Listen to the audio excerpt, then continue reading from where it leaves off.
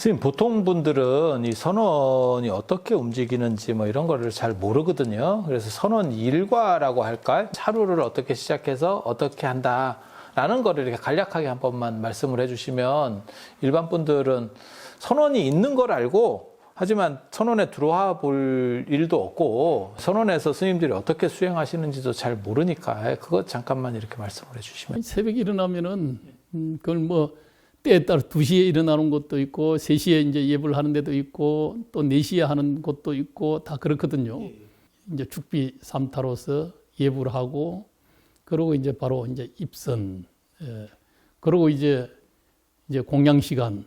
아침에는 그러면 새벽에는 2시간?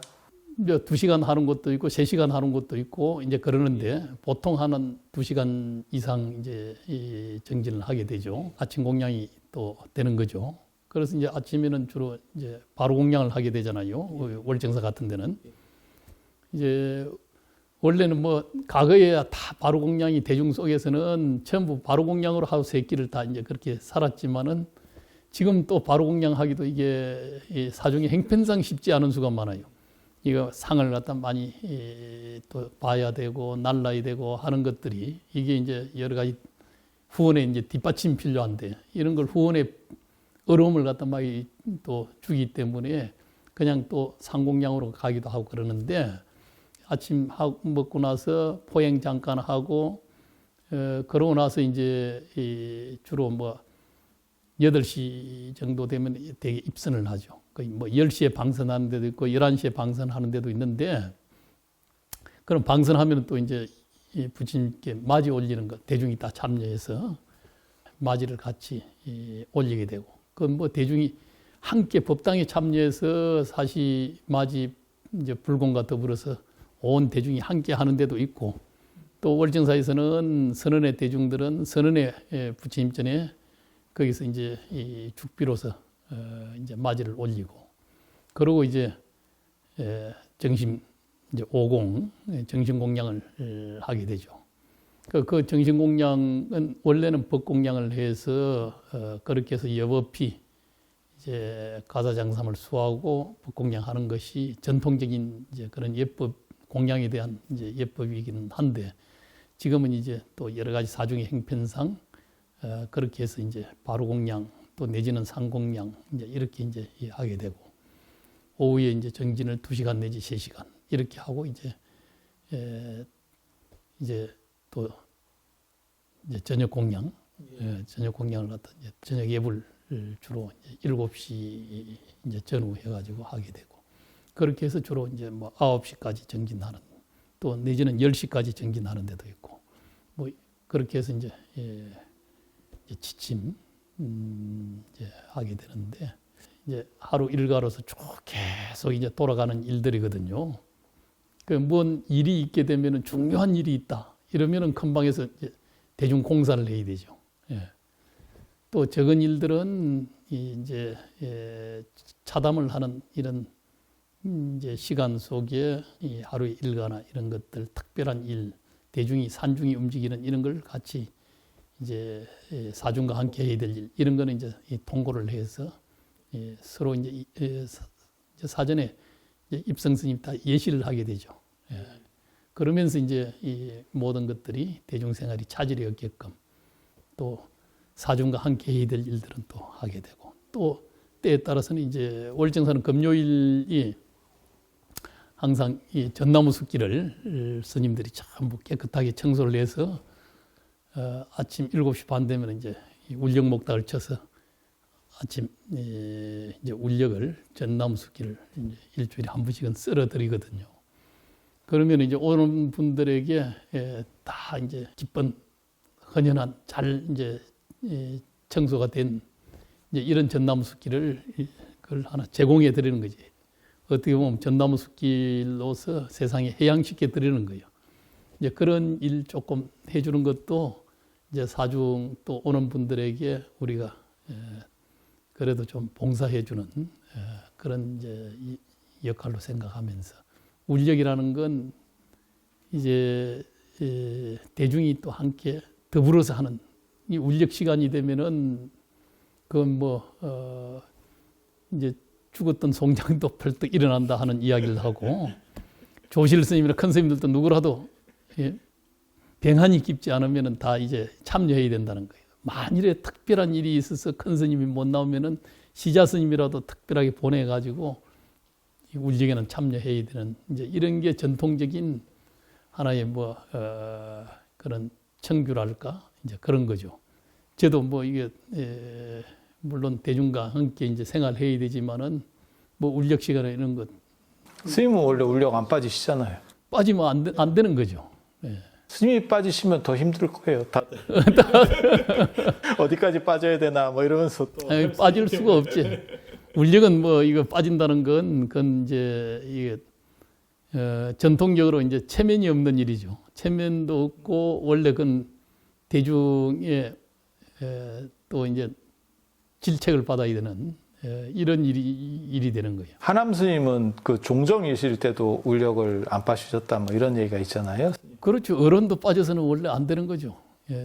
뭐 조실 스님이든 또 종경 스님이건 대중이 울려갈 때는 함께 참여하는 건데 조금이라도 노력이 힘 따라서 조금이라도 쉽게 뭐 감자라도 하나 이렇게 심어 드린다든지 그러지 않으면 또 콩나물 울려갈 때는 콩나물이라도 따듬는 일, 옆에서 조금이라도 거들어 줄 수 있는 일, 뭐 이런 거라도 함께 하는 것이 이 대중생활의 이제 이 기본이 되는 거죠. 선원에서 울력을 하면 이제 그날 오후는 정진을 조금 이렇게 빼주고 뭐 이런 부분들도 있잖아요, 스님? 대개 이제 여기서는 한 2시간 이상 한다. 이러면은 이제 조금 휴식 시간을 좀 더 이제 주게 되는 거죠. 그래서 조금 이제 이 리듬을 갖다 이게 이제 전환시켜 주는 거죠. 이게 이제 대중생활이라는 건 이제 사람 따라 차이는 있지만은 대중의 이제 큰 하나의 흐름의 리듬이 있거든. 이 리듬을 갖다 잘 하나 소임자는 그걸 잘 맞춰줘야 되거든요. 그런 걸 그냥 무시하고 자기 중심으로 그냥 오로지 고다. 똑같이 이렇게 사는 것이 가장 잘 살고 여법하다 이런 생각을 가질 수가 있어요.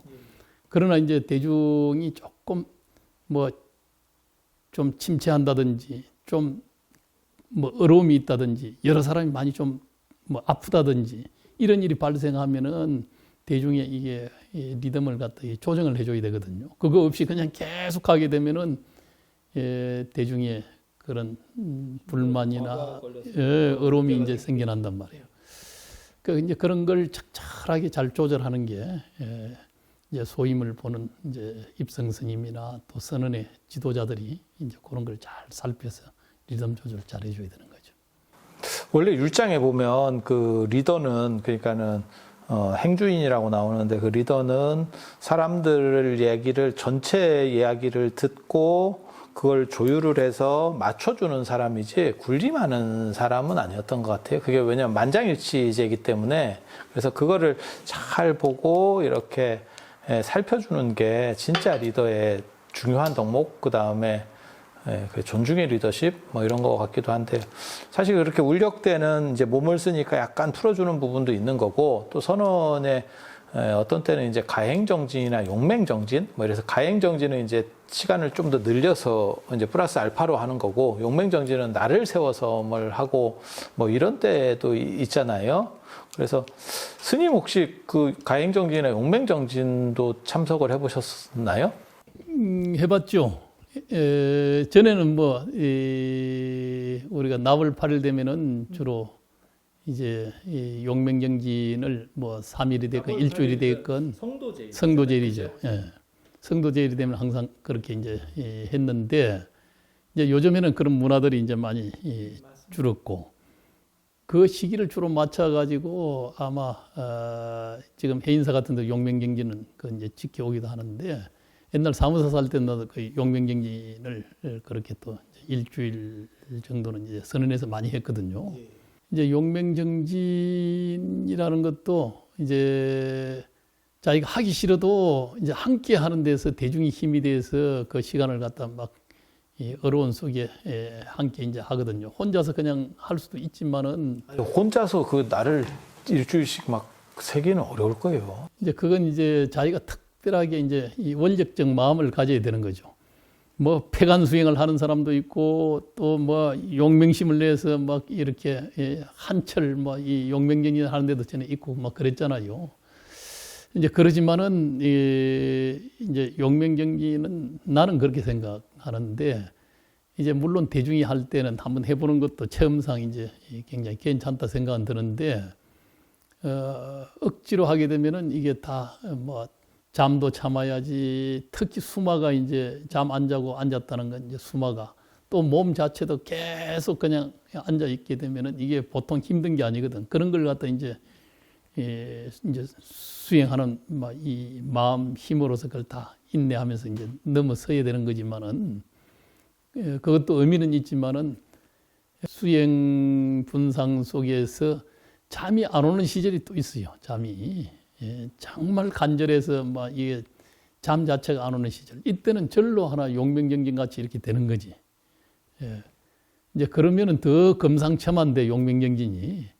그런 때는 대개 보면 내 체험으로서는 몸도 이안이 되고 마음도 정말 하나 이안 속에 오로지 뭐 이 하두경계만 아주 상습한 대로 간절한 대로 막 어찌할 수 없는 이 경계에 이제 어떻게 보면 취해서 그렇게 해서 뭐 잠 자체가 아예 막 그런 이제 시간이 있는데 그런 때는 절로 하나 용맹정진이다. 마음 공부라는 것도 몸도 함께 몸과 마음이 이게 사실은 둘이 아니다는 생각이 들고 그 몸도 함께 이안되고 이 마음도 하나 그 간절하고 지극한 이 속에 뭐 어찌할 수 없는 이런 경계가 함께 이루어져 오더라 하는 그렇게 되면 뭐 용맹정진이 쉬운 거지 쉬운 거. 아니 그렇게 되면 쉬운데요. 이게 날짜로 송도제일이나 그리고 또 언제 했다고 기록에 나오냐면 그 출가 열반제일 해서 2월 8일부터 2월 보름까지 뭐 이렇게 근데 날짜로 정해놓으면 의지로 참아서 가야죠. 용맹정진을 뭐 일주일 하고 나고 이러면은 또 조금 마음이 또 이제 대중생활이 이게 조금 이안될 수가 있거든요. 그러다 보니까 그냥 일관되게 쭉 하루 8시간 이렇게 이제 해 가는 것도 그 나름의 이제 하나의 대중생활이 원만하게 하는데도 또 도움되는 부분도 있고 또 용맹정진 이후에 그 막 대중이 피로도가 이제 겹쳐가지고 그게 막 그래서 같이 단체 산행도 막 갔다 오고 하면서 몸을 풀어서 또 이제 대중생활도 좀 평온하게 일상으로 또 잘 갈 수 있게끔 이제 그런 리듬 조절 같은 게 이제 많이 필요한데 그래서 요새는 뭐 그걸 많이 안 하는 이제 경향들이 또 좀 생겨난 것 같아요.